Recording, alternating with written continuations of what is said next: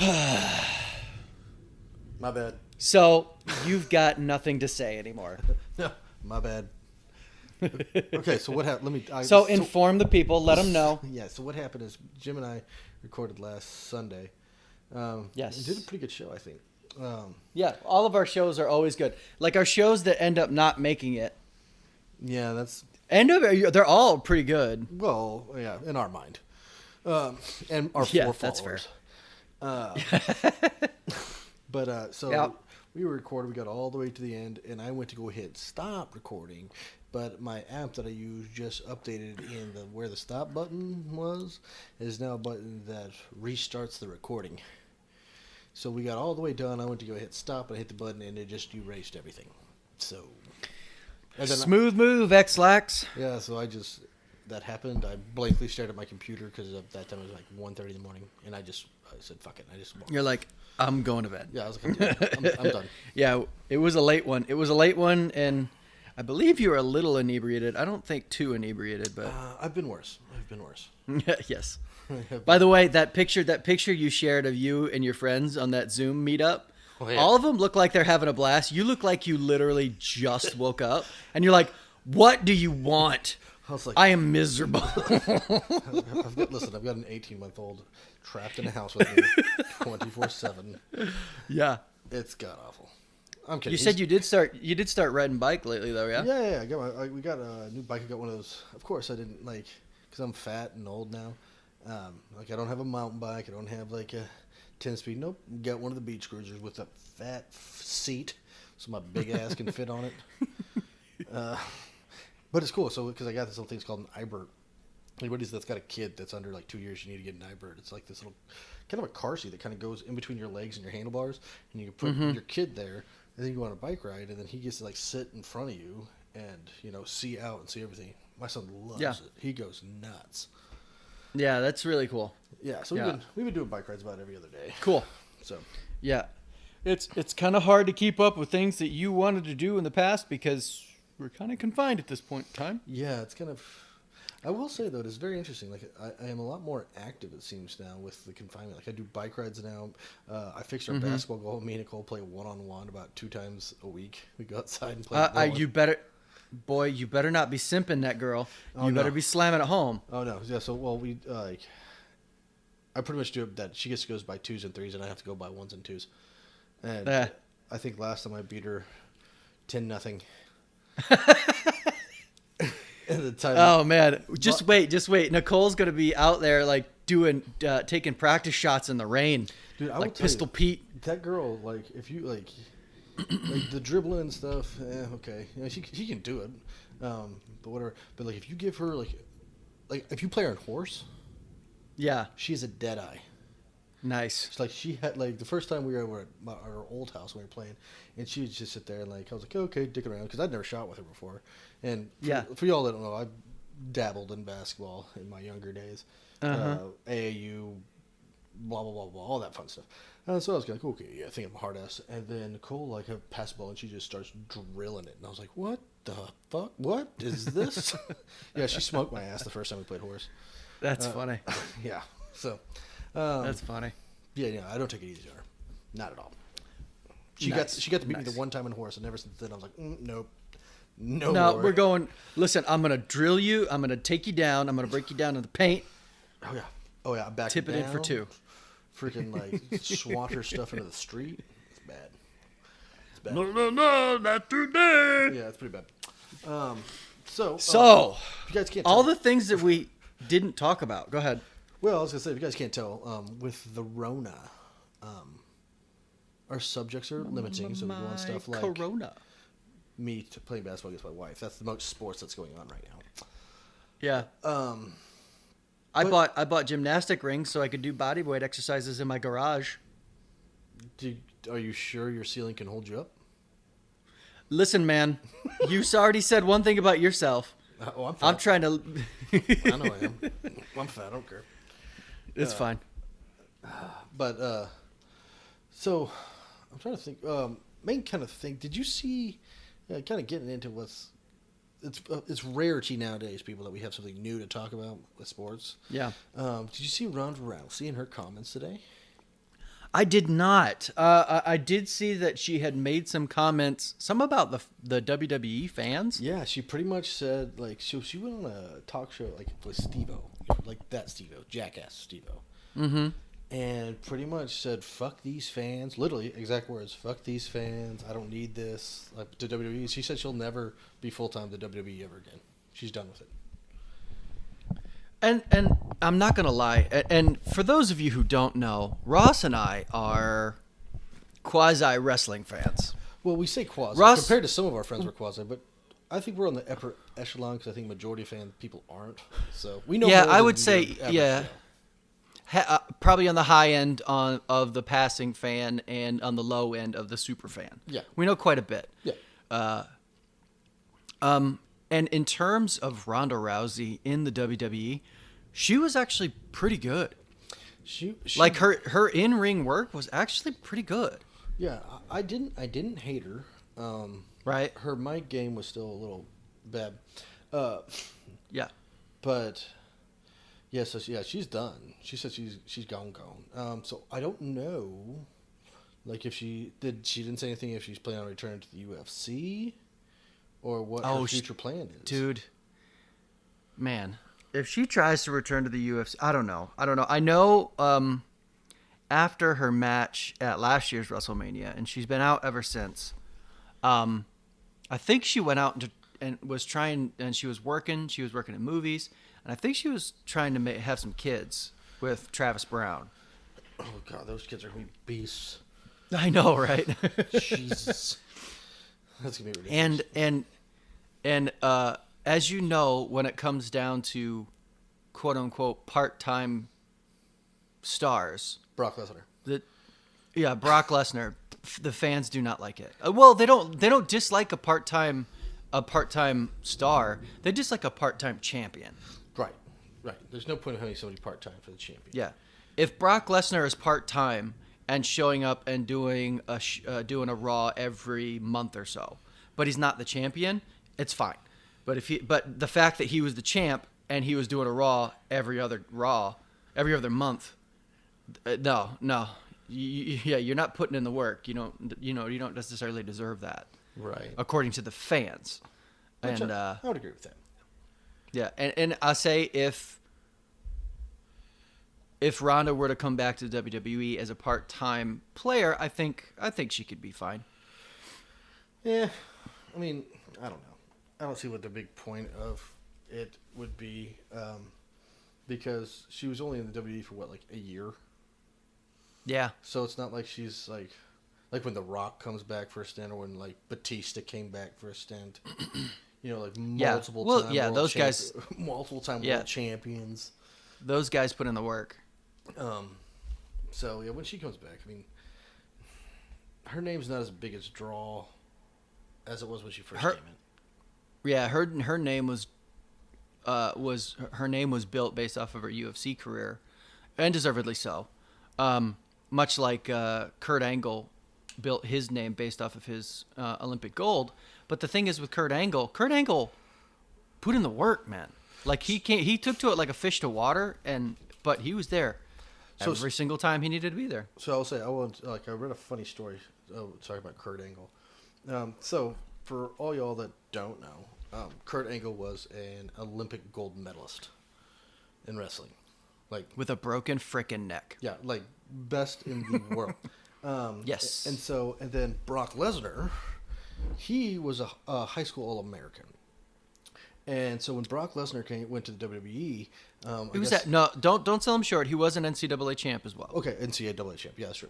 But when he went to the WWE, everybody knew that he was an NCAA wrestling champ, and Kurt Angle was already there. He's a Olympic wrestler. But if y'all haven't seen Brock Lesnar, he is a mountain of a man. And athletic as all get. Right. And Kurt Angle's not a small dude, but he doesn't even sniff Brock Lesnar. So I guess all the people backstage at the WWE kept saying, "Hey, when you guys can actually go at it like a real wrestling." Yeah, like a shoot wrestling match. Yeah, it's like a shoot wrestling match. And I guess the story goes like Brock Lesnar wanted nothing to do with Kurt Angle. Because Kurt Angle is legit. Yeah, so I guess like You got it. Yeah. Kurt Angle called him out backstage a couple times, like, let's go do this. And he's like, no. So what happened is Brock Lesnar was in practicing some moves with the Undertaker in the ring, and Kurt Angle kind of snuck out there and got in behind Brock Lesnar, kind of like what you see on when they don't know you're behind them. And Kurt Angle said, "Hey, get out of the ring," talking to Undertaker, and he heard Brock Lesnar go, "Oh fuck." And like Kurt Angle was legit. He's quite a bit older now, and he's having issues with his neck and everything. But so I guess, I mean, could still kick the crap out of the both of us. Right. That's not even a question. Well, so they went at it, and Kurt, he's like told him, like he said, he told him right before. He's like, "Listen," he's like, "I know you're an NCAA champion." I was like, "But there's a big difference between NCAA champion and Olympic gold." And and that's a fact. Yeah, and Kurt Angle said, like, he said that he won. Like, and everybody that saw it said he won, but they're like, he said that Brock Lesnar held his own. But the fact that Brock Lesnar was like, oh, fuck. Yeah, you got to understand the mindset of those traditional freestyle wrestlers. You know, the mindset is that guys like Kurt Angle, guys like Rulon Gardner, and then anybody who has been, or like Cejudo, who was an Olympic gold medalist as well. The mindset of those traditional wrestlers, like who did it in high school, maybe did it in college a little bit, they look at those guys who are on that pedestal as being that on a pedestal. Yeah, like they are the best of the best of the best of the best. And they are good. And there is nothing but respect for those guys. Right. Yeah. So that story doesn't surprise me at all. Oh no, I just thought it was like I was reading it about. That is a good story. I was like, oh, that's great. That's a great story.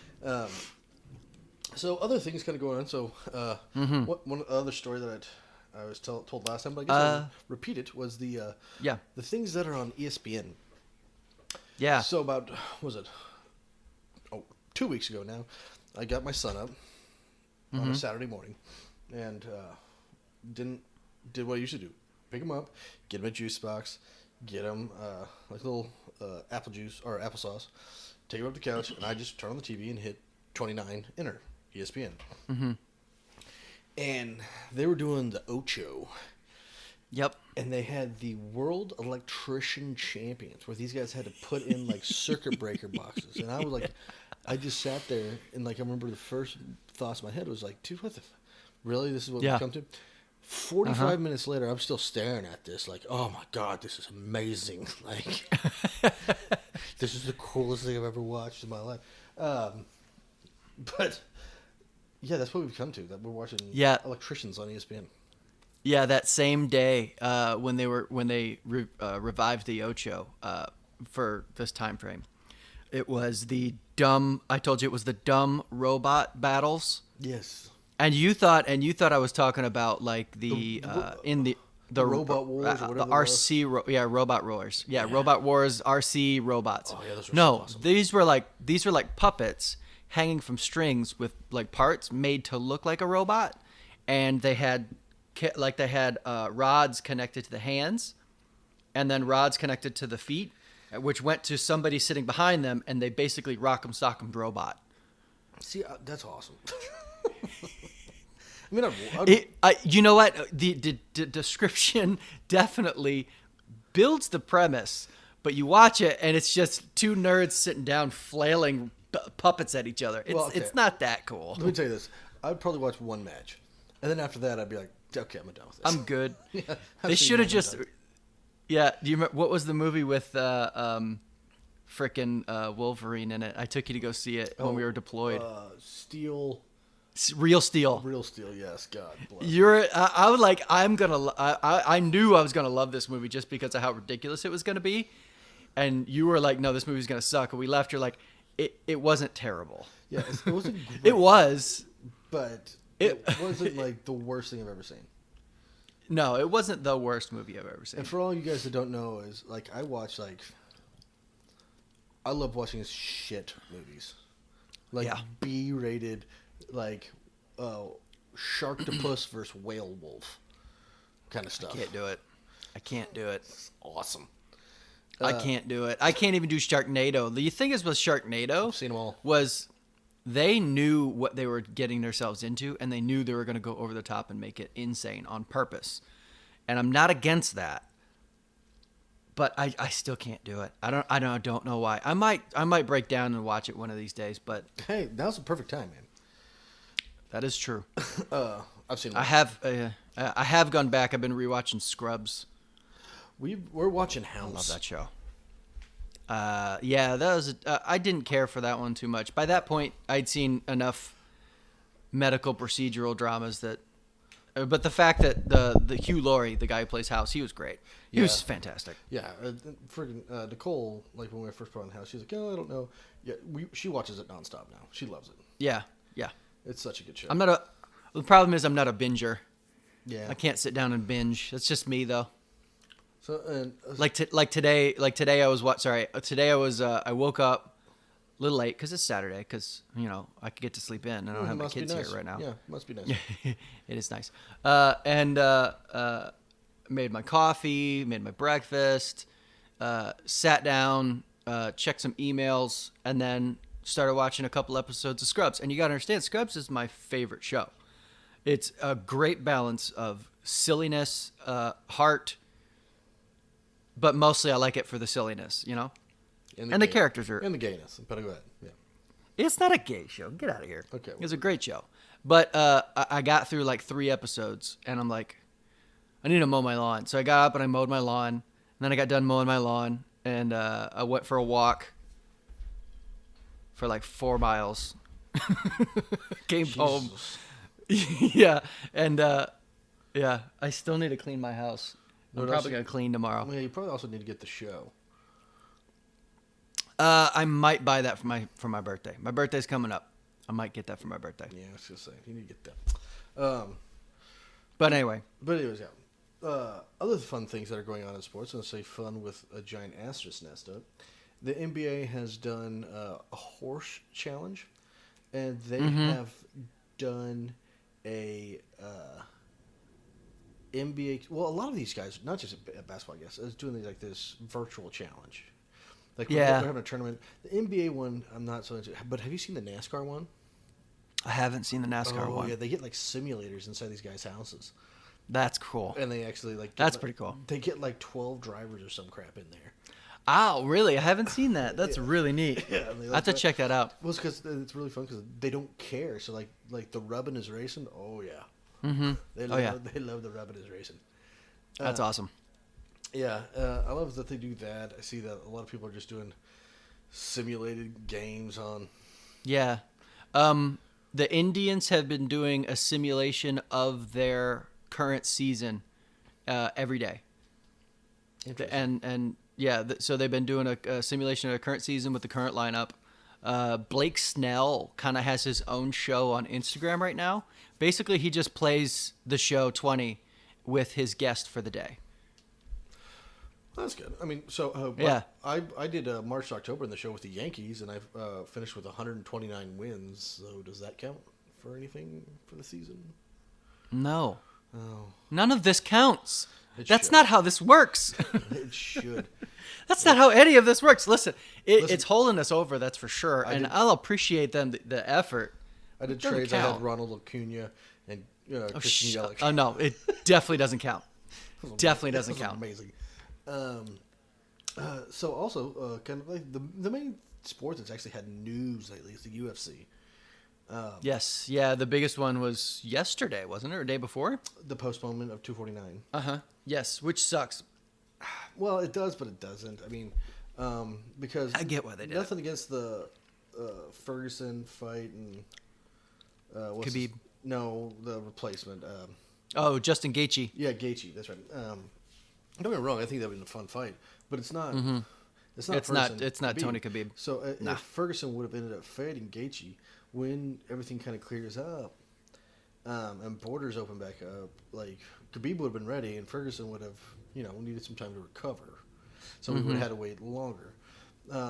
So now, with 249 being postponed, the possibility of Ferguson could be back on the map.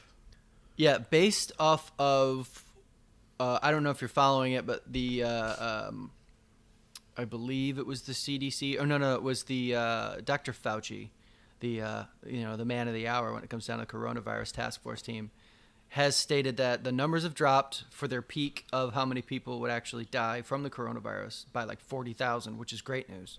And the possibility of things being opened up around May. Yeah, I don't know if that means opening up travel, which I doubt, but that's probably going to take some time to get Khabib to the States for that to happen. But June, July is not out of the question. And I wouldn't say it's out of the question, but I still think in June, July we'd be having events with no fans. Yes. Fans are going to be, people are going to be wary about going to big things like that again. Right. And like I was I was actually talking to my mom about this, because, I did my payment for my season OU tickets. Mm-hmm. And my mom was, asking, well, are they going to have it? And I was like, it's August. Like, we're ways down the road, but we're not just talking, it is August, which is, we're talking 4 months, but we're also talking 85,000, 90,000 people in close quarters. Mm-hmm. Like, I don't think that the world's going to be ready for that come August, September. I think a good chunk. Without a cure. Go ahead. Without a cure. Right, yeah. But, I mean, if we've got the herd, what is it? What's it called? No, I don't want to say infection. The virus? It's when it runs its course. Oh. Through the herd, yeah. The idea of everybody getting antibodies based off of contracting the infection at some point in time, right? If we've got like no new cases or very low cases being reported every day, almost like no deaths by the time college football comes around, I think college football can happen. I think it can happen. It's just the crowds are definitely going to be a lot smaller. I think for a while. That doesn't mean it won't happen. I think that we'll have college football without fans, which will suck. I bet they'll have college football with limited fans. Yeah, but then it gets to the whole, who gets to go? Well, at that point, I feel like people with, immune deficiencies or underlying possibilities of an issue moving forward. Well, yeah. I think there are plenty of people that'll want to do it. My mind is on the mentality of the American people wanting to get back to normalcy. The majority of the country wants to get back to normal. Well, then that's right. We do want to get back to normal. I think everybody wants to get back to normalcy. However, we don't want to rush it back.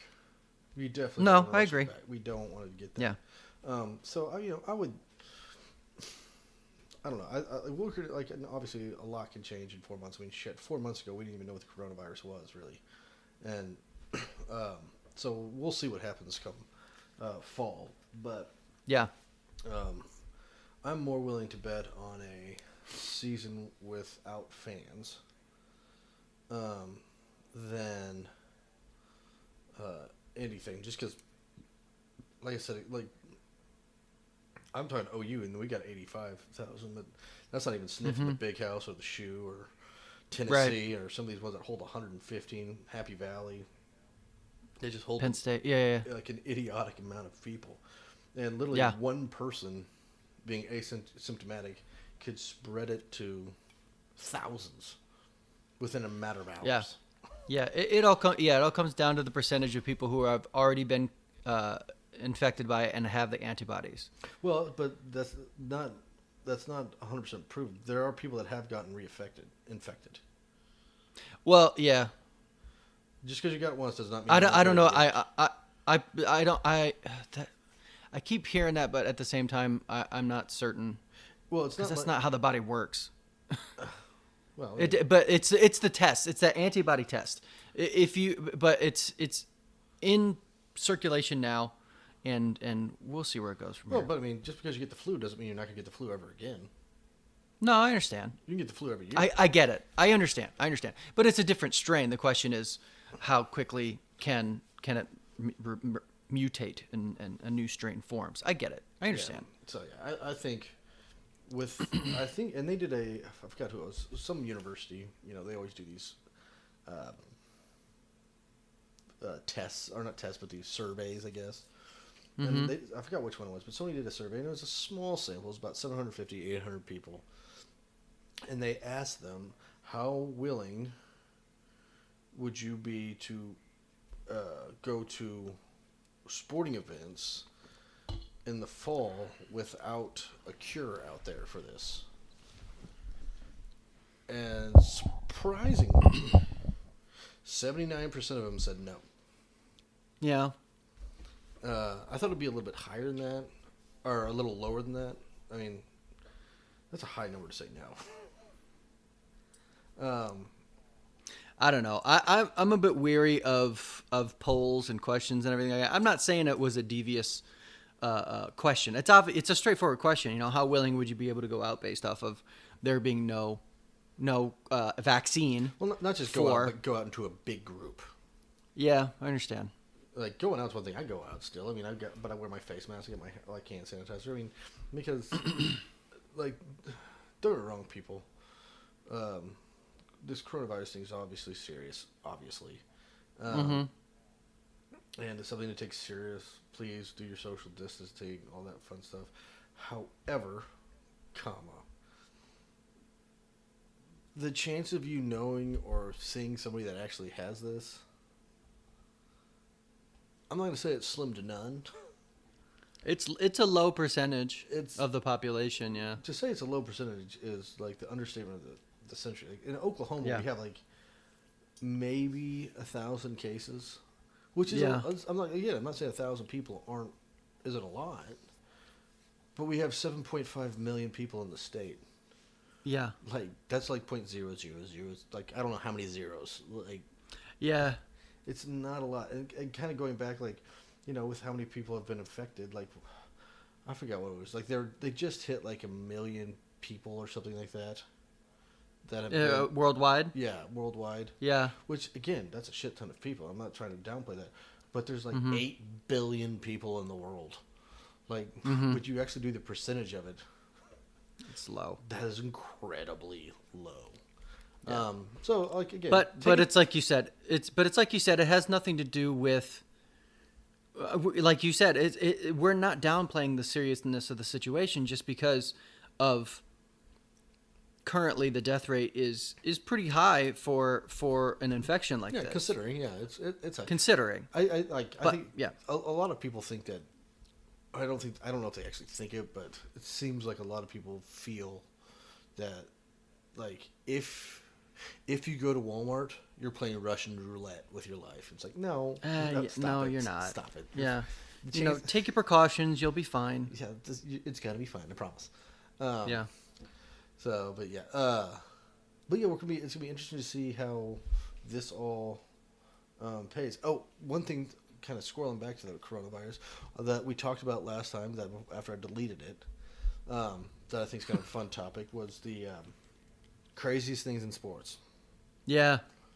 And I mean, you kind of went on craziest things in sports in general, not like you took out world events.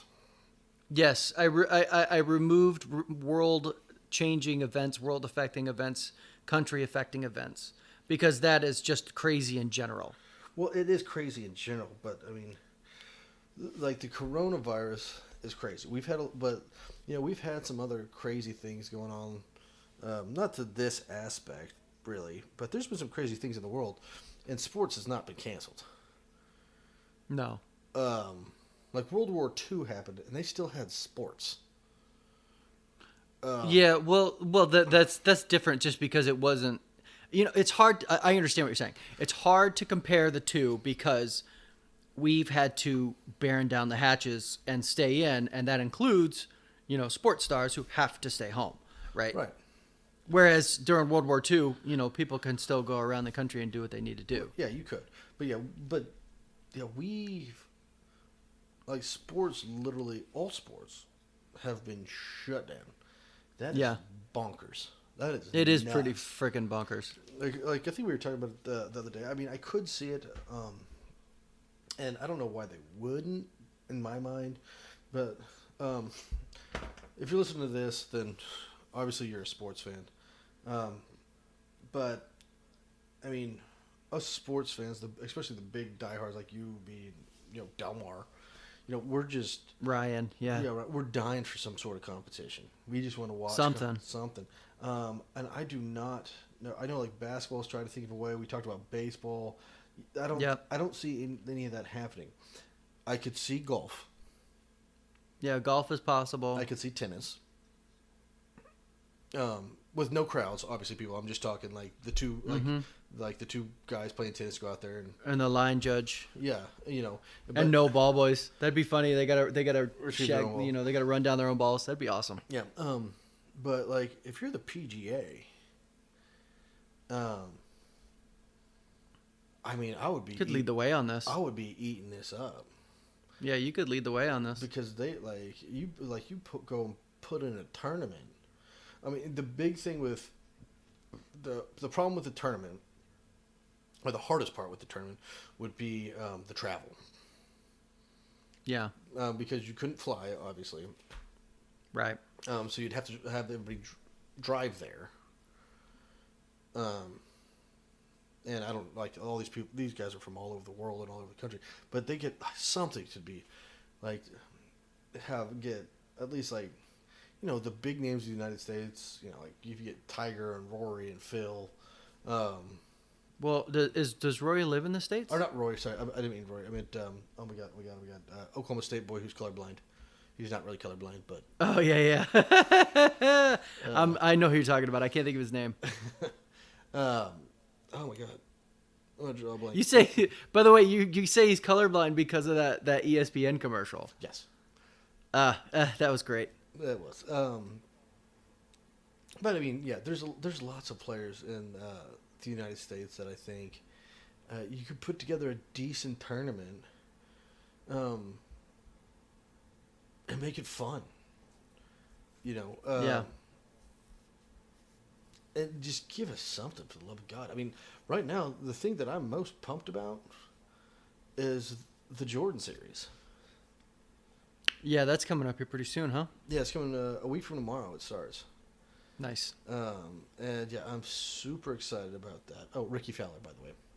Oh, that's it. Okay. I'm super pumped about the Jordan thing. I mean, this was. I mean, I'm grew up playing basketball, huge basketball fan, and in the '90s, I mean, Jordan was. It was it. Like. Before, LeBron and the Heat, or the Big Three in Boston, the Golden State Warriors, there was, or San Antonio Spurs. There's a lot of little small dynasties that we've had, but nothing compares to the Bulls of the '90s. It was surreal, and they had Michael Jordan, and I'm gonna be interested to see what all they talk about. And how deep it goes. Kind of one of the topics you brought up was the Jordan gambling. Yeah, did they go over that a little bit? I don't know. It hasn't started I hope yet. So. It hasn't started. Man, I mean, now's the time. It's over 20 years later when this happened. It's 25 years later. Can we just declassify some documents? Yeah, I mean, I don't know. I mean, I think it just might have to do. I don't know if people are the NBA, or I don't know. Do you think if that came out and it tarnished Jordan's legacy? I don't think you're tarnishing Jordan's legacy anymore. He's not a player anymore because he didn't cheat. No, he didn't cheat. He for you guys don't know, he still does have a gambling problem. He's a gambler, yeah. He's a huge gambler. And back when Jordan went to go play, quote unquote, play baseball, a lot of people, and it's not really a conspiracy theory, but it's just kind of a thought that that David Stern, the commissioner of the NBA at the time, pretty much went up to Jordan and said, "You've got to go." Yeah, you're going to get suspended for gambling because you've been breaking the rules. Yeah, it's like, you've got to go. And so Jordan voluntarily retired for a year or two to clear the air, and then came back. Yeah. And that's why he left. Not because he was sick of basketball, or not that he wanted to try out baseball because of his dad. Because the NBA told him he has to. That's the rumor, and nobody knows if it's true or if it's accurate or Yeah. anything like that. There's no semblance of evidence to say that is a fact. It's just a guess. It is a guess, but it's not improbable. It's Is not it possible? improbable. It's definitely possible. Because Jordan was the biggest star, not just in the NBA, in the world at the time. This is Lance Armstrong admitting he was doping, using steroids. Honestly, I would say Michael Jordan still is the biggest star In basketball? In the world. You don't have to play basketball to be a star. If you go to no, that's true. If you take Michael Jordan and let's throw out who else is a star? Tom Brady, the GOAT. Yeah. And you put them both like 40 feet apart and drop them in the middle of like London or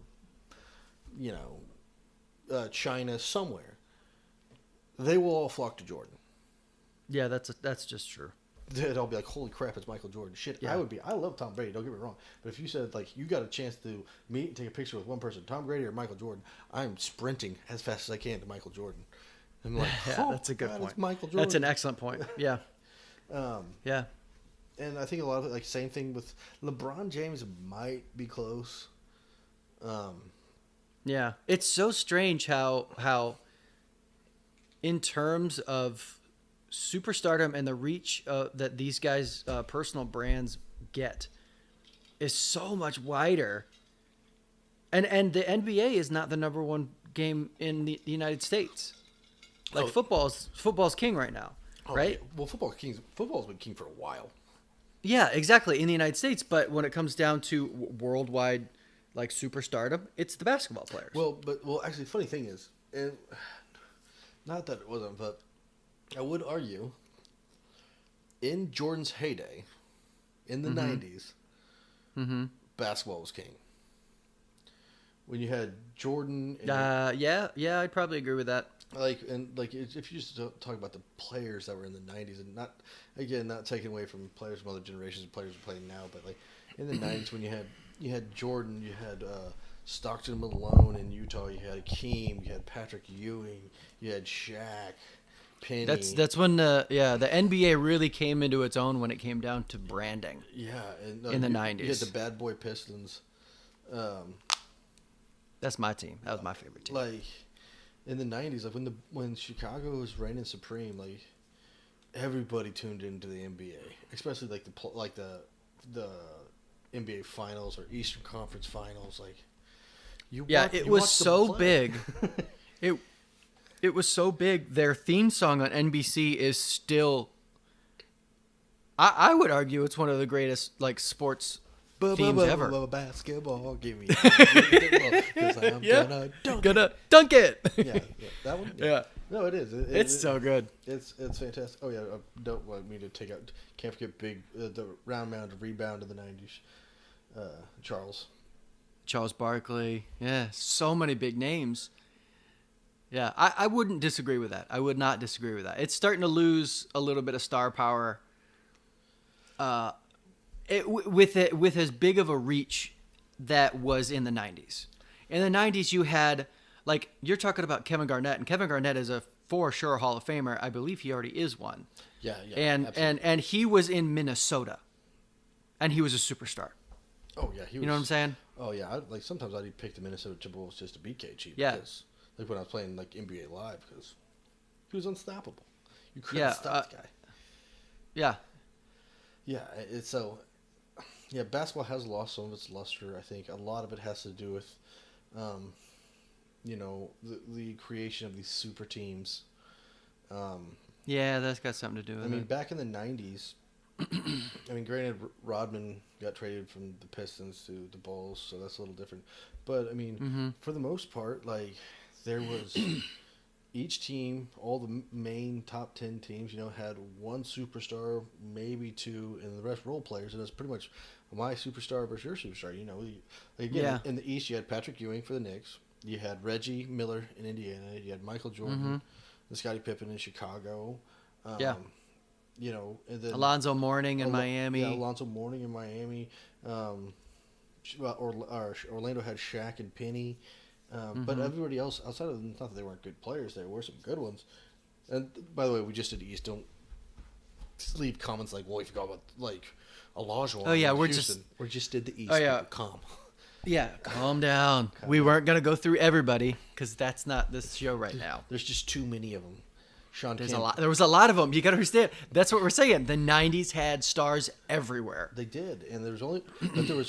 I think right now the NBA has a lot of stars, but they're all coming together. Like, yeah. It feels like it's starting to get away from that a little bit. This year was different, and this year's different. Yeah. And I talked about it before the season started. And granted, the season didn't end. I loved coming into this season.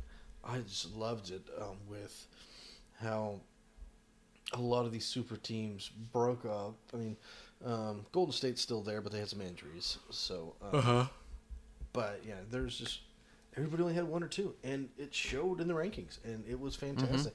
The playoffs were going to be fantastic, and we lost that, but hopefully, that builds into next year, and we can kind of go. I guess it was kind of interesting too. They're talking about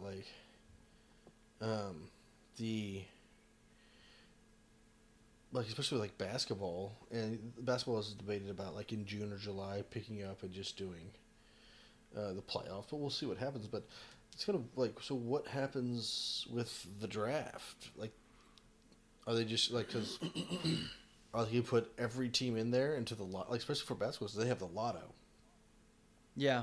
Well, and they had all the teams that didn't make the playoffs would go into the lotto. Everybody else was ranked by seeds or by wins. Mm-hmm. Well, you can do the same thing, but we don't have a playoffs. We don't have a champion, so you're gonna punish are the Bucks gonna get the last pick in the NBA draft, even though they're not NBA champions? So they don't even get the glory of calling themselves champions, but you're gonna get the last pick in the draft. Yeah, I'm willing to bet. Yeah, they're gonna have to get creative. I didn't even think about that. Yeah, it's they're gonna even think about that at all. They're gonna have to do. They're gonna have to get creative. Yeah, maybe multiple lotteries for different tiers. Yeah, something. I don't know. If they don't end up closing out this season, in the NBA, because everybody else it's easy because they always did by, records and how you finished and whatever. But the NBA with the lotto, how are they going to do this? It's gonna be. I really do hope they end up doing the playoffs, just 4 teams, and they quarantine everybody into one hotel. All the playoff games are done in one arena. I think it's doable. I think it's. We had talked about. I think it's doable. We had talked about baseball. I think they need to do 5 teams, 5 in the East, 5 in the West. And the top the one seeds in the East and the West get a bye. Yeah, just because the Thunder are the 5 seed. So I get it. I get it. I get it. Put us in the playoffs. Yeah. But no, I'm not opposed to what they did, what they talked about, and I think that is doable. I don't think baseball's doable. No, we were talking about it, and that's such an endeavor. And personnel wise, I think the numbers we had broken down, if both teams and umpires were for each team, it's 25 players per team. You got 4 umpires. You're 4 coaches. That's it's 4. Yeah, 4 umpires. 8, 20. It's 60 people. Yeah, total, and then for every single team. The numbers are a lot. It's about 950 people. Yeah. And they're talking about a 4-month season. So you'd have 950 people trying to be quarantined from their families, from everybody in one location. Yeah. When you get to that many people, when you're talking about basketball, you're talking, if they did, because what they're talking, you guys know, 4 teams in the East, 4 teams in the West, 8 teams, camera crews, 3 refs, and coaches. I mean, you're talking less than 200 people. Yeah. And still doable. definitely doable. When you get up to like the 1,000 people for 4 months, and the NBA playoffs will be over in a month. So like, yeah, you're gonna be quarantined from your family and being away from your family, but it's only gonna be for like 4 weeks if you make it to the NBA finals. That is. Yeah. I mean, you could be done in a week and go home. Hold on 1 sec. I gotta go to the bathroom. Okay. Right back. Hey everyone, just wanted to get in a quick shout out to our sponsor for this week's podcast. It is Anchor. And I know you know this because you've been listening very closely. I hope you're taking notes. There's a test at the end of the week. Anyway, they've provided an amazing platform for people who like to ramble and record and then push their podcast to their closest friends and family. People like Ross and I. Anyway, it's a one-stop shop to help get our and your podcast off the ground. Just a few things you get from Anchor are creation tools that allow you to record and edit right from your phone or your computer if you like, distribution so it can be heard at a bevy of places like Spotify, Apple Podcasts, Google Podcasts, and many, many more. It also helps you make some money off of your content from your podcast. Anchor helps with aligning your potential sponsors with your audience, all with no minimum listenership. And I know this to be true because we basically only have 7 listeners and we actually have sponsorship. It's everything you need for a podcast in one place. So please, if you could, go download the free Anchor app to your phone at Google Play or the App Store, or just go to Anchor FM to get started today. So I think that would be very interesting to watch the NBA playoffs, and I think it would be something that the sporting world needs. And for you guys to know, like the baseball thing that they were talking about doing, like me and Jimmy were kind of, it was an article that, like, baseball's being stupid. Baseball wants to try to jump into this competition. They were going to have all 30 teams go to Arizona and play at all the spring training facilities around the Phoenix area and Tucson area. That's where the main two cities that they have. They have a 4-month season. They'd have the umpire stand 6 feet behind home plate. Then they'd have the electronic strike zones. So we get computers into that. And then they're trying to play.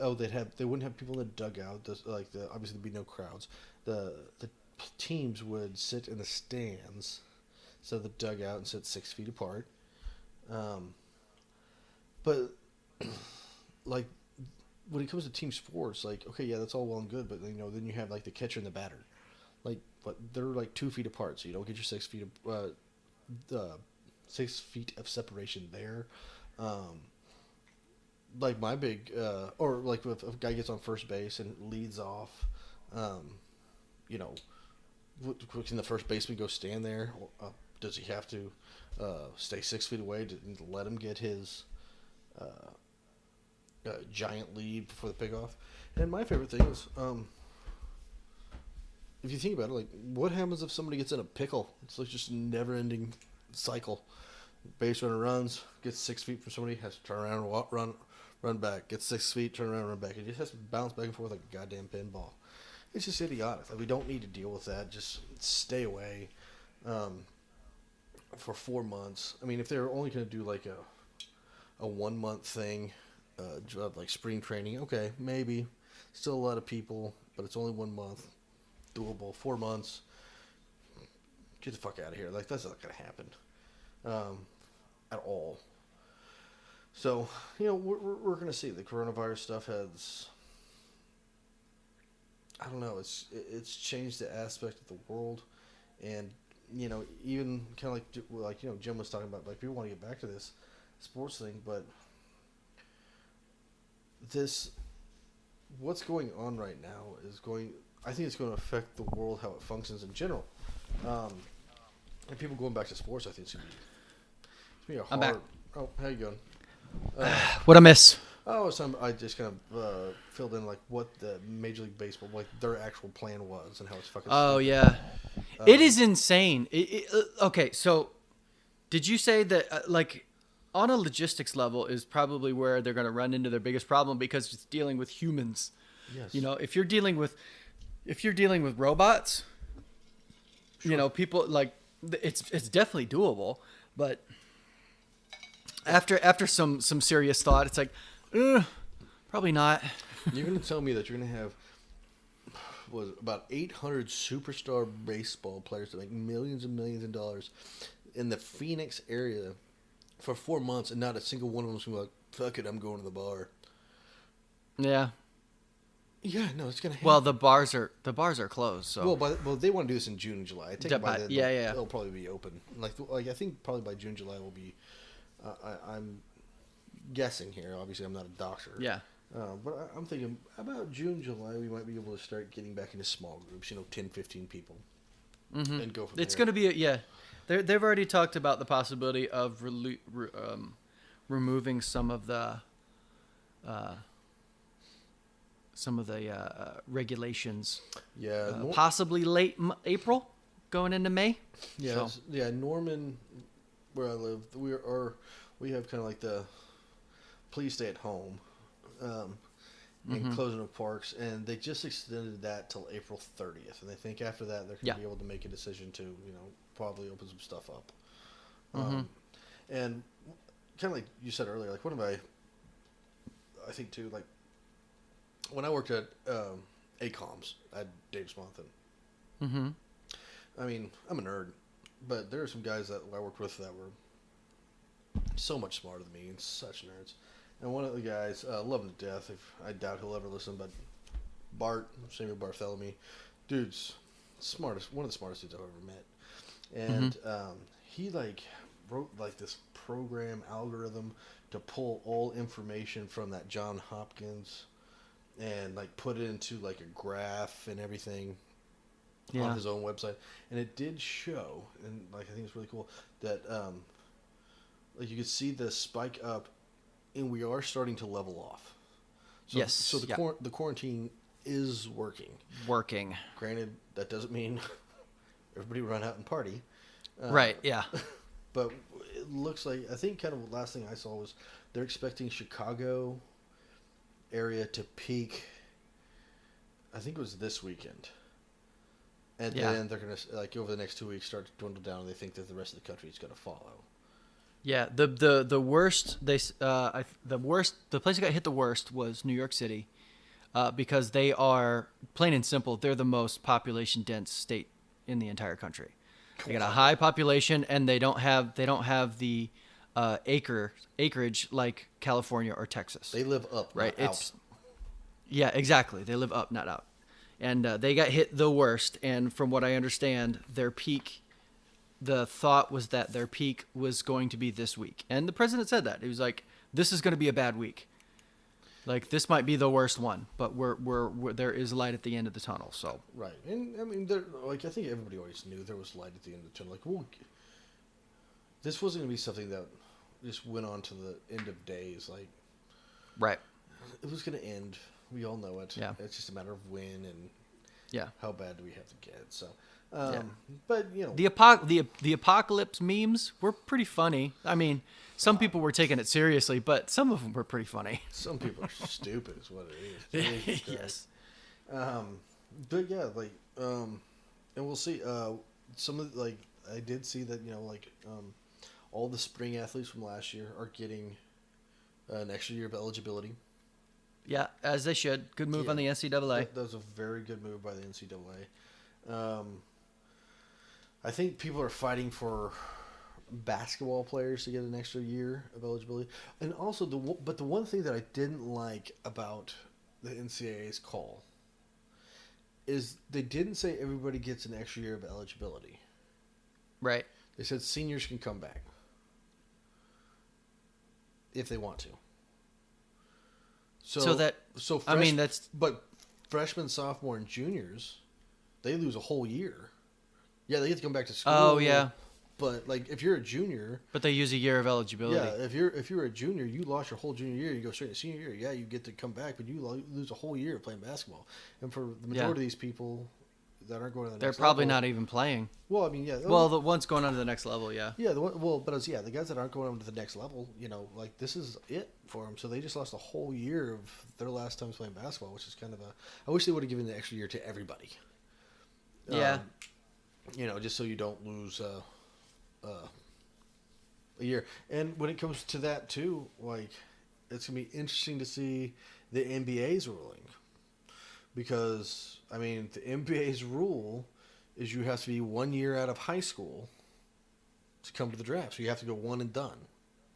Yeah. Well, I mean, the season didn't finish. Does this count? Yeah, exactly. Well, I don't think I don't know. It's weird. Like there should be like not just like we have basketball's a lot of ones that we've talked about that the weirdest, but I think a lot of it's just there should be a lot of weirdness trying to recoup and get back to normalcy. Yeah. And what all it's going to take. Oh, one thing that happened since we talked, I will say, I don't think it's really going out on a limb, but I will say that in my mind, the Naismith Memorial Basketball Hall of Fame was like the people were announced. Yes, yeah. And I think this is the best class ever. This might be one of the greatest classes in. Yeah. You're talking. Who was it? It was Kobe. It was Kobe, Tim Duncan, Kevin Garnett. Yeah. Eddie Sutton went in. Thank God he finally got in. The fact that Eddie Sutton wasn't already in the Hall of Fame was asinine.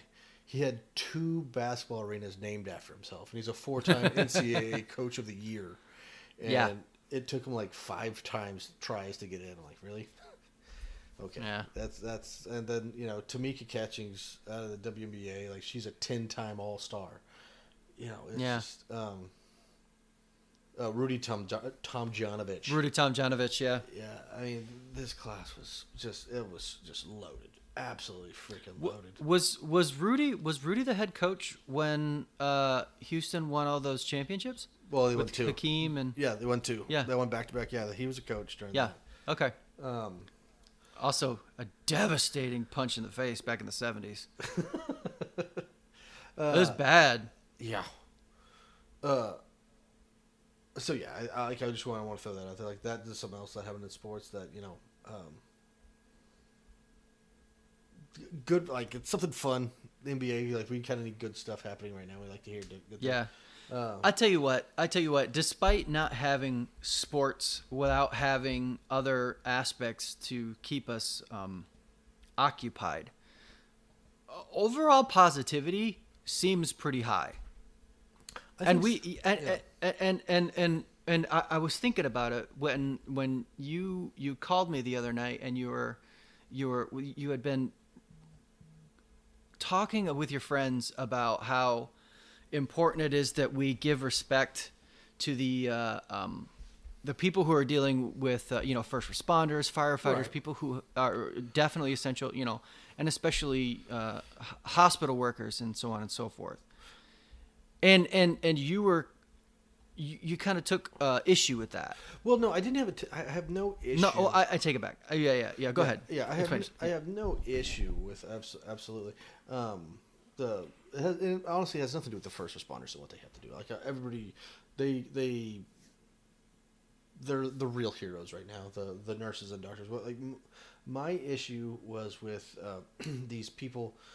I say these people, but people that are going crazy over this coronavirus, and they're just like balls deep in it and freaking out and yada yada yada, posting social media all over that place. And my argument was, this is not the first epidemic or first thing that we've had going on in this country.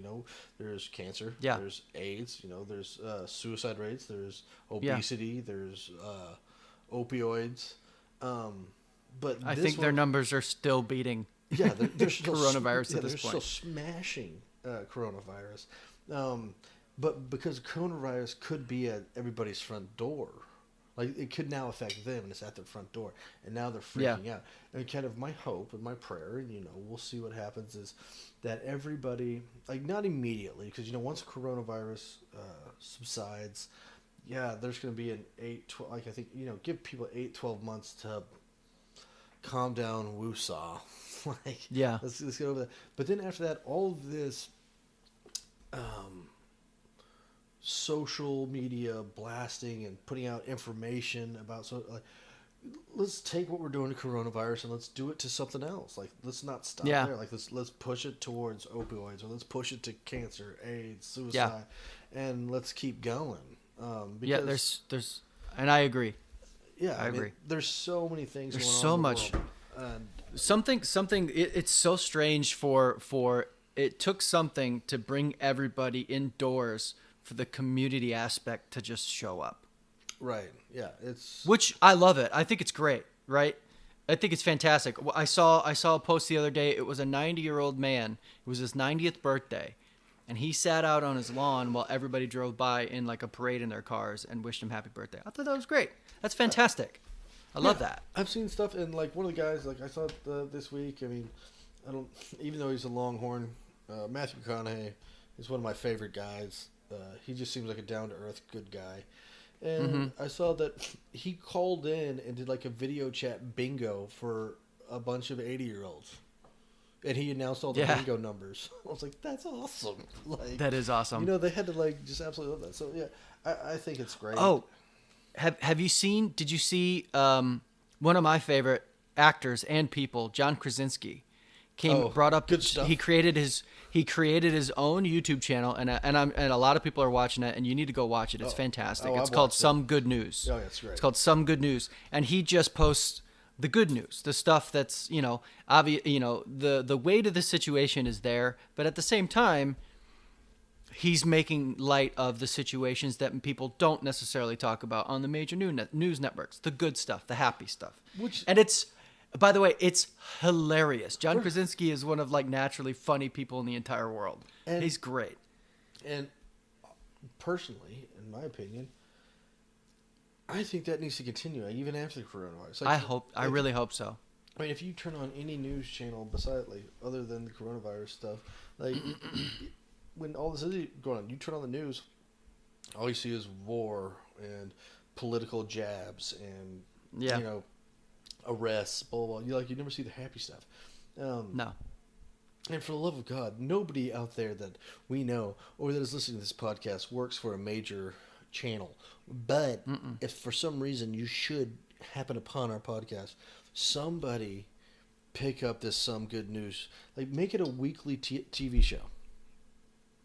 Just a 30-minute, weekly TV show. I'm pretty sure... Krasinski would be more than happy to do it. Yeah, I like the idea. I like the idea of him continuing to do it himself in his house. Yeah, it feels organic. It feels natural. Well, I think that absolutely. Let him do it on his house, but don't just put it on YouTube. Like, put it on NBC. Like, let him record it, send them a recording, and play it on NBC. 30 minutes on Wednesday night. I'd watch it. I'd record it. Yeah, I would too. I think it's great. Actually, it was his first episode. He interviewed Steve Carell. Yeah, I saw that. And Steve Carell called him out, said, "You're probably not wearing any pants." And then this week, he finished the entire show, and he stood up, and he was wearing one of his daughter's red tutus. It was hilarious, like Bermuda shorts and a tutu. It was hilarious. Yeah, there's been such good things going on with the community and people reaching out and helping other people. Like, oh God, I know a lot of people do it, but I know, like, in Norman, every Friday night at 8 o'clock, everybody in Norman that can, they drive over to the hospital. Then I say at 8 o'clock. Sorry, it's at 9 o'clock. At 9 o'clock on the dot, they put on their flashers. And honk, and in support of all the doctors and the nurses, still working, and they have a parking lot full of just lights going, honks going, saying thank you, and stuff like that. That's just, it's awesome, man. It's awesome. So I just really hope that all this positivity. I want it to continue because as gay as that sounds, I hope it just doesn't end. For we've been bombarded with negativity from all over the place, whether they want to, like you said, whether it's political points, whether it's anything going on in the world. It's really refreshing to see all of this positivity pouring out from people, and I really hope it continues. Right, and one of the things that's just, you know, people. I don't know if people like if they're not aware or like just never paid attention, but like we as a people, especially with social media, Mm-hmm. when we all get behind a subject or something that's going on or a movement or something, it spreads like wildfire. Like we're so powerful. And this is a stupid one because I thought it was ridiculous. But like the Harambe, Mm-hmm. when that happened, it was everywhere. It was freaking everywhere. Yeah. Why? Because people started posting on social media and just started spreading like wildfire. And you're like, what the? Like, if you could take all this and be like, all right, cool. It's been 12 months after Corona. We've calmed down. Let's all go after opioids. Let's go. Let's take them down. Let's throw some support towards taking care of that. Let's throw some support towards getting homeless people off the streets or people who are get rid. Let's throw some support towards getting rid of starvation. Right. Stuff. Just something. Yeah. No, I absolutely agree. One last thing about basketball. Don't want to go too far. But, boomerang. This is a boomerang squirrel. Yeah, boomerang squirrel. A couple days ago, Wooden Award winner Obi Toppin out of Dayton, University of Dayton. Oh yeah, yeah, I saw that. That kid is. If you haven't watched him play, he's going to be in the NBA. He's going to be a superstar. He is so talented, and just knowing his story of how he only had 2 offers coming out of high school, and then he grew before, after he signed his letter of intent to Dayton till the time he showed up to Dayton, he grew 4 or 5 inches, and he showed up and it was like, what? And he was kind of nice. He was decent his freshman year. I mean, not bad. I mean, averaged 14 points, 5 boards, and then comes back this year at 6'9", 220, averaged 20 points, 8 boards, and it was just an animal for the University of Dayton, Ohio. Which, yep. I mean, not that they're bad. But they're one of those. They're one of those Cinderella basketball schools. Yeah, I mean they tend to get into the tournament and they do pretty well. Right. I mean, they finished 3rd in the AP pool, and obviously they're not Duke. They're not North Carolina, Michigan, UCLA, Kansas. These year in year out powerhouses. And Dayton finished 3rd because of this guy. So shout out to him. Congratulations on that. That's really awesome, and hope he does well at the next level. He seems like I've watched a couple of his interviews, and he sounds like down to earth, great guy. Mm-hmm. So hope he does well. What else? Well, we should. I think that's all the things that. They're doing. Oh, it's official. The NFL draft will be virtual, which is fine. I'm fine with that. I'm absolutely totally fine with that. Yeah. I was really looking forward to what Las Vegas was going to do when it came down to what they were going to bring when it came to the NFL draft. Well, I'm hoping that they can't move it to next year.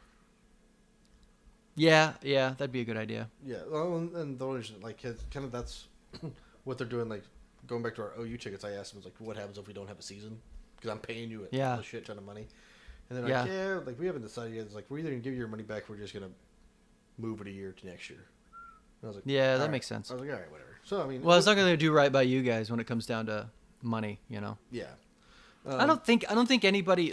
I'm sure there are some places that would try and take advantage of the situation to make money, but I'm willing to bet most companies are not going to take advantage of people.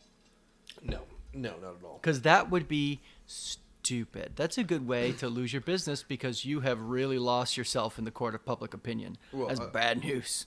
That's a really good way to get sued. Yeah. Oh, squirrel.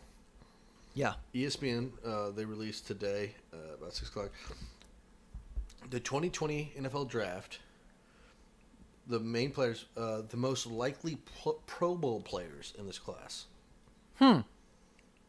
They're guessing. That's cool. Yeah. So because 100% they're guessing. Right. So number 1, Tristan Wirfs, tackle out of Iowa, said 79% chance being a Pro Bowler.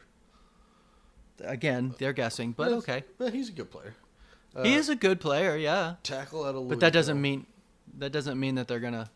But for sure, it's all a guess. But so the interesting one is number 3. Don't get me wrong, love the kid. I think he's gonna be good. Kenneth Murray, linebacker out of Oklahoma. He has the third highest rating, above 2% above Isaiah Simmons.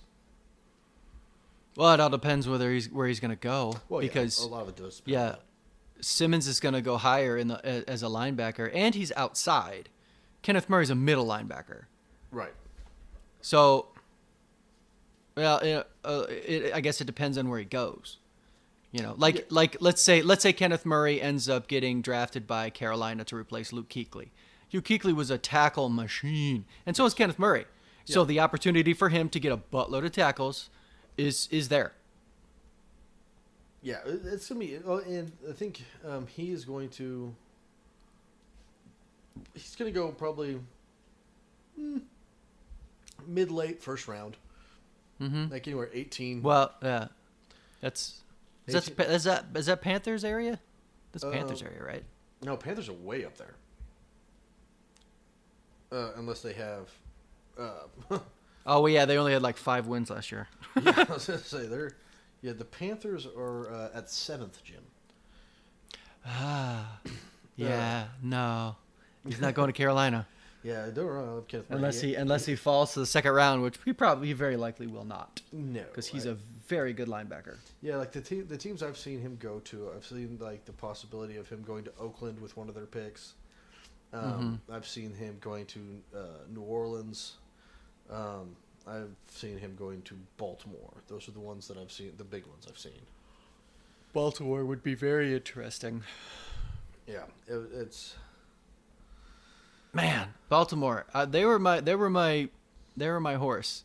I thought for sure Lamar was going to keep it going, but nope. Yeah, it's when you. It's going to be interesting going into next year to see how people are going to adjust to that, because the NFL defensive coordinators are very clever, and they're going to be able to adjust to that. I think that maybe they underestimated what he could do during his first year as a rookie, and then just didn't think he'd be able to continue doing it into his second year, which he obviously was able to do. But you look at what happened when he got into the playoffs. He did not play well in the playoffs at all. Well, no,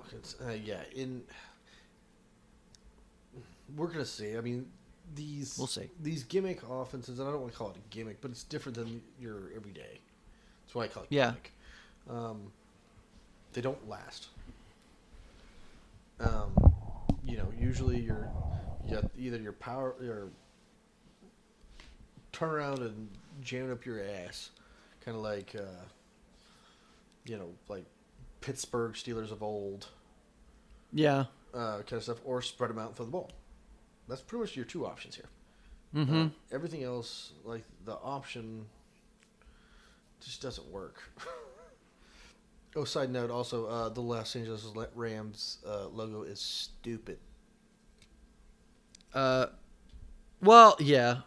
No. I don't think it's so hold on. If let's say the Rams were a brand new team and that was their first logo, I am not necessarily saying I hate that logo. But considering that their logo that they did have, I hate. Are you talking about the one that says LA? Or are you talking about the actual Ram head? The one that says LA.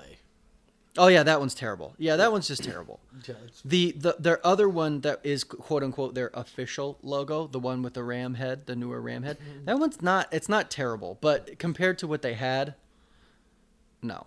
Right. And we talked about it I think the other day, Tampa going back to their old school, not old school, but back into they're going back the late 90s, early 2000s. Love it. I'm okay with it. I love it. I'm fine with it. People are dogging on it. They're like, they just went back to their old uniforms. Yeah, because their old uniforms were great. They're fantastic. I love Yeah, them. you said it. That charcoal alternate is really cool. Oh, that one's fire, dude. I think that. I like that one a lot. They're all white. Their all white one is very clean. I do like that. Yeah, and these are the jerseys that like. So when they went from the shit orange to the red and black to the pewter. these are the jerseys they had. They had them for I don't know 8-10 years. It's the year. That's what they wore when they won the Super Bowl in 2002. Yeah, or 3. Yeah. Back when they had work done, Warren Sapp, those guys. Those jerseys, so good. They're so the jerseys they had the last couple of years are so bad. I'm fine with them. So they kept the large pirate flag on their helmet. I like that. I like the pirate. I like it a lot too. They just the thing that changed from their old unis to the new ones, or the most recent ones, was on the helmet was the flag got bigger, and then when they went back to the old jersey pant combo, but they kept the big flag, and I'm fine with that. Yeah, I like the pirate flag on the sword. I like it. It's not too gaudy, but it's not like a bunch of the NFL logos are like the Cowboys, Eagles, Steelers. Bears, Steelers, Lions. Like they've had the same logo for years and years, and they're iconic. And because there's a reason. Because it's their brand, and they're I don't want to say they're perfect, but they don't need to be changed. Right, they don't need to be changed. The G on Green Bay's helmet. Yeah, those are fantastic, but they've been around for years. So, but Tampa Bay it's good enough. It's not gaudy enough to be like, okay, that's enough. Yeah, but I think it's a good fit for them. I like the Tampa Bay. It's something newer, but it's not too gaudy. Here's a thought. What about if they went back? Do you remember their old logo? It was a pirate with a knife in his mouth. With a center. Yes. And what if they went back to that, but in their current colors? Nope. It'd be a good T-shirt. I would like the T-shirt. I like the pirate flag. Oh, yeah, I do like the pirate flag. I'm not dogging on the pirate flag. It is very good. Yeah, but I don't dislike the pirate with the sword in his mouth or whatever. Yeah. I mean, that was not bad. I just like the new one better. But yeah, the Rams is shit. That being said, yeah. Let's see and then the Falcons dropped their uniforms. That's god awful. Which they are what was it? The Panthers released their response to it. They said they look like the uniforms from the longest yard. Yes, and they do. And that's the funny thing is like. I remember seeing that and I thought, I liked the uniforms from the longest yard. I thought they were pretty cool. But we talked about it. The ATL on the chest. That's stupid. It's stupid. The ATL on the chest is stupid. The two-tone jersey is stupid. The two-tone jersey. Yeah. I saw somebody said they're like, did the Falcons just seriously bring back the FUBU jersey? I saw that. And it was so good. And like, it was right next to it. I was like, they did. They brought back They did. FUBU. They totally did. Yeah. Well, their helmets aren't bad. I just wish they would stick with one logo. They have the throwbacks, which are very good. The black jersey, white pants, and the old school just black Falcon logo on the helmet. But their new logo, the new Falcon logo that's got a little red in it, is really good. It's just funny because it seems like there's so many people that. Well, not so many, but there's a select amount of teams that come out with like alternate jerseys every year. And it's kind of like, the Oakland Raiders have had the same jerseys for I don't know how long. And they're never going to change. Yes, San Francisco the same. Well, San Francisco's gone through some like tweaks, but for the most part, it's it's red or white top, and then I don't like it when they wear white pants, the gold pants. Wear gold pants. No. Most Green Bay Packers jerseys haven't changed since like 1817. It's like it was like 97. Their shoulder stripes changed. Oh, easy on those shoulder stripes. Yeah, I know, right? Back up. The Steelers have been the same since the 70s. I know. Then they just make me mad. But they're so good though. The logo on one side of the helmet just bugs the shit out of me. Yeah, well. I don't see that changing anytime soon. It won't, but it just bugs me. Yeah. The Browns are supposed to be dropping their quote unquote new jerseys. They're just going to be their old jerseys again. Yeah, they're going to be exactly fucking same. They always. It's better than what they had. Yeah, I don't know. The Browns are. I don't know how you make their jerseys good. You can't. They're trash. I like their old ones. I like their old ones. They're all the same, Jimmy. That's what I'm saying. Like, they were good without having to make it, like, flashy. They're not gonna make it flashy. It's gonna be the same. You can't. Like, No, they're not gonna be flashy. Their helmet is orange, and they have like 3 colors that they could do, and it's orange, brown, and white. You cannot make that flashy. They're not gonna be flashy. They'll never be flashy. It'll be trash. Yeah. Do you know the history behind the actual team? I don't know. So Paul Brown was the head coach of the Cincinnati Bengals, and they fired him. Right? So he's like, screw this. I'm going to go create my own team in the same state. So he went up to Cleveland, and he created the Cleveland Browns. That's why they're called the Browns, because of Paul Brown. And he stole their colors. That's why there's orange in the Browns. Interesting. Yeah.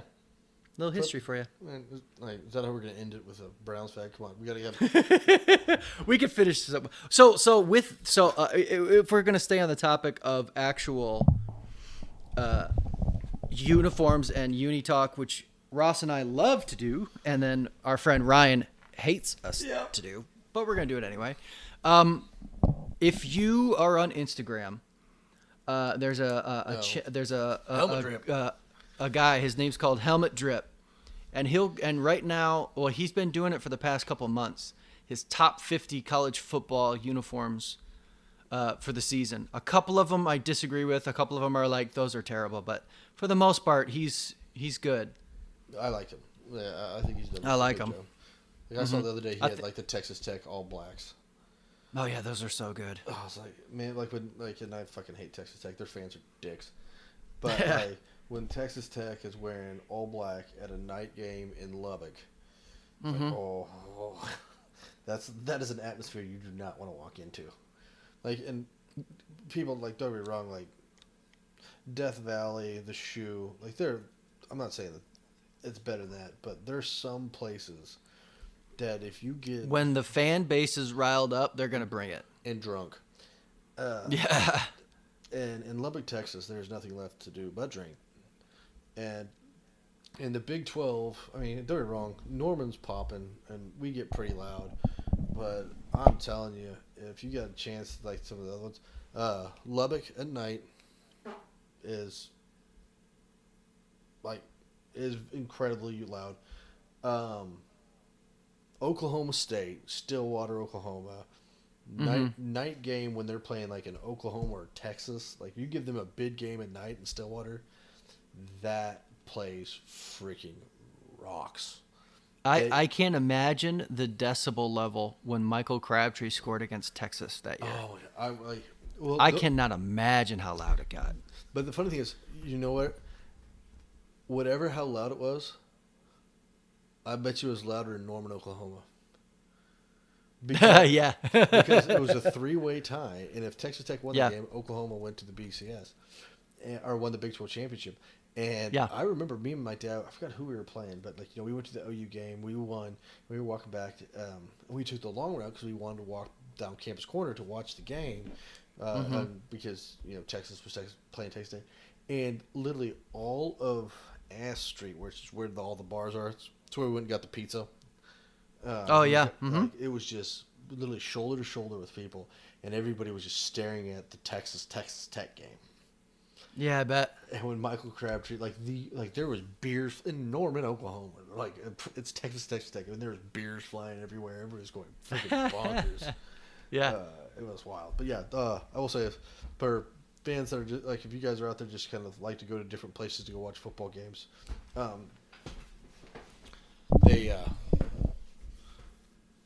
those two places are places to go. Give me a second. I do have one other fun thing to tell you. Go. So, future schedules for football. Oklahoma has some of the best Shit, dude. So I'm just gonna kind of go through this real quick. I know we're kind of running late. Okay. So obviously in 2021, Nebraska. In 2022, Nebraska. Yep. Awesome. Yep. 2023, Georgia. Nice. 2024, Tennessee. 2025, Michigan. 2026, Michigan. 2028, Nebraska. 2032, Alabama. 2033, Alabama. 2035, Clemson. 2036, Clemson. 2037, LSU. 2038, LSU. That is, yeah. I mean, that's great. There's your. I do love that Oklahoma, with Lincoln Riley now, they put in the big games. Yes. I like that. Yeah, I mean, those are the big out of conference games that people are going to be watching. I love it. Yeah, I mean, and it's a if it's a big risk because you're playing a good football team. Hey, in 2025, Jim, I mean, I got 3 tickets, and Michigan's coming to OU if you want to come root against. Hell yeah. I will listen, and I don't dislike Oklahoma. I do, but I don't. I understand. Right, but you're my boy, and when Oklahoma's not playing Ohio State, obviously I'm rooting for Oklahoma. I want Oklahoma to do well. Right. And I will 100% I'll wear how about this? I'll wear an Oklahoma hat. Fair enough. All right. I got plenty of them. I'll do that. One. You can borrow one. I got plenty of them. I'll put my Ohio State stuff on underneath, like a hoodie or something, and I'll wear an Oklahoma hat. Yeah, that's gonna be. I will go. Yeah, for those of you who don't know, when Ohio State played in Norman and won, by the way, I was supposed to go. I was supposed to fly to Norman, and it was going to be the 3 of us, right? You, me, and Ryan were going to go, right? Well, it was originally supposed to be you and me. We decided this like you and me when we were deployed. Back when we were deployed, yeah. Yeah, we said if we ever play, I'll take you to Norman if you take me to Columbus. Yeah. Yeah, and you ended up being deployed. Yeah. And then the next year, I forgot what happened when OU went to Ohio State, and we won, by the way. Columbus. Yeah. And we won, by the way. Yeah, I forgot why we didn't go. The tickets were ridiculously expensive. Oh yeah, that'd be it. Oh yeah, I don't have the in like you do with Norman football. Yeah. I don't have that hookup. Yeah, it's true. I've got season tickets, so it's a little easier. Yeah. But yeah, it's like so. There's some big games coming up. That's going to be a lot of fun to watch in Norman. Next year, OU Nebraska in Norman. That's a big one. I like that one. Oklahoma's going to win because Nebraska's. It is. They will, but not it's OU Nebraska, which is one of the all-time rivalries. Mm-hmm. And I mean, I can't say it's the top. I am biased, but I mean, like, of the conference realignment, I will say it's probably. That makes it hard. Well, I think when the conference realignments happened, I think this is the biggest rivalry that we lost was OU Nebraska. I mean, Texas A&M was a big one. Yeah. The Lone Star Shootout was a big one, but in Kansas, Missouri, that's more of an all-sporter, not just football. Kansas, Missouri. Right. The border war was great, but OU Nebraska in football was just. I mean, they were bloodbaths. They were brutal, and so to actually get that game back. Granted, Nebraska's not what they used to be, but you best believe we'll be showing out for that one. We'll be ready. So.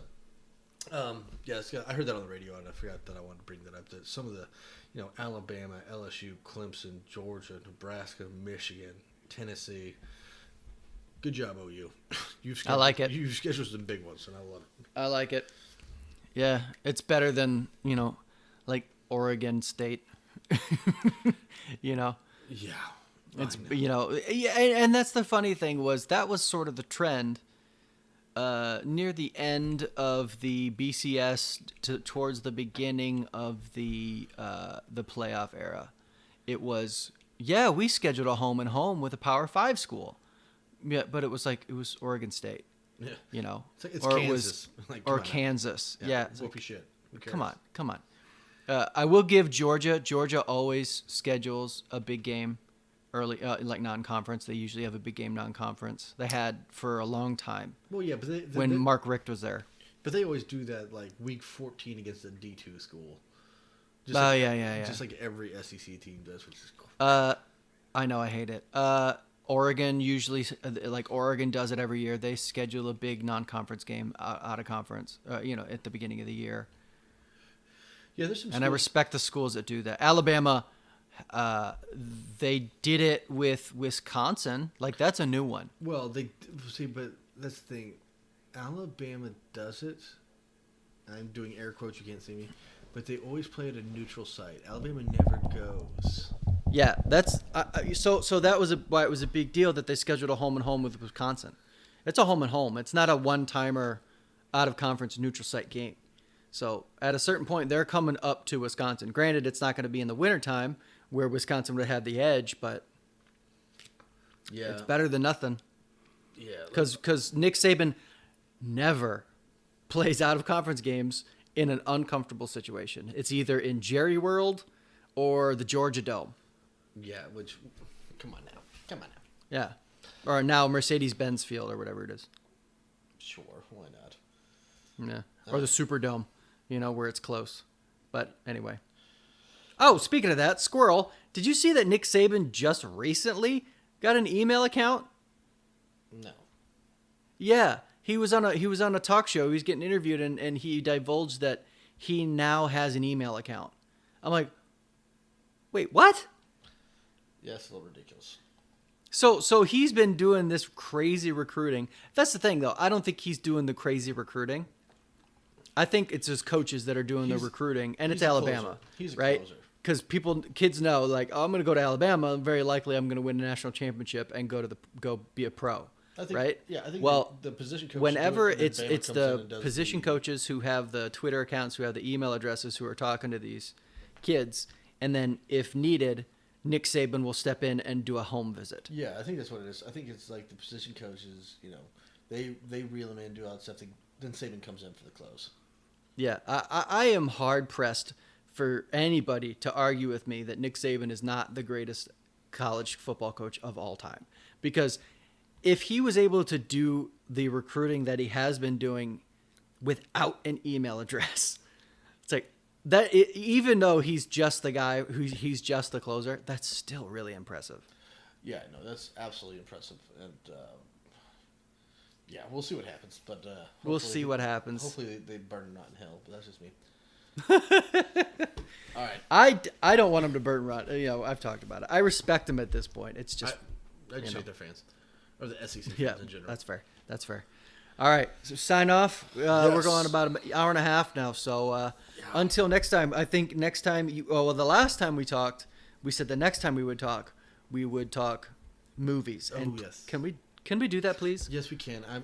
I've been dying to talk movies with you for a while. I've got the mouse hovered over the stop button and not the go back button, so I think I'm good. Yeah, nice. All right, me as well. So let's go ahead. Follow us on @boom_buck on Twitter. We don't post a whole lot. We should get better about posting on that kind of stuff. We will go ahead and have this. I'll go ahead and I'll have this uploaded tonight. It should be ready to go by tomorrow. For those who are not listening, we are recording on a Saturday night because tomorrow is Easter Sunday. So we should be good to go Easter Sunday. I'll have it up on YouTube by tonight. Yeah, if you want to look up the Boom and Buck podcast on YouTube, we are on YouTube as well. So please give us a listen, give us a share, give us a follow. You're sitting at home with nothing to do. For the love of God, just You've got listen. Nothing to do. Yeah, big shout out to my dad who's currently going through stem cell replacement therapy. He's been waiting for us to drop our podcast, but we keep messing up. I apologize about that. That was my bad. So yeah, love you, Dad. Yeah, and we're gonna go with that. We're gonna go ahead and we're gonna sign out. Y'all be safe. Wash your hands, damn it. Wash your hands. Stay away from people. Deuces, bitches. Happy Easter. Out. Bye.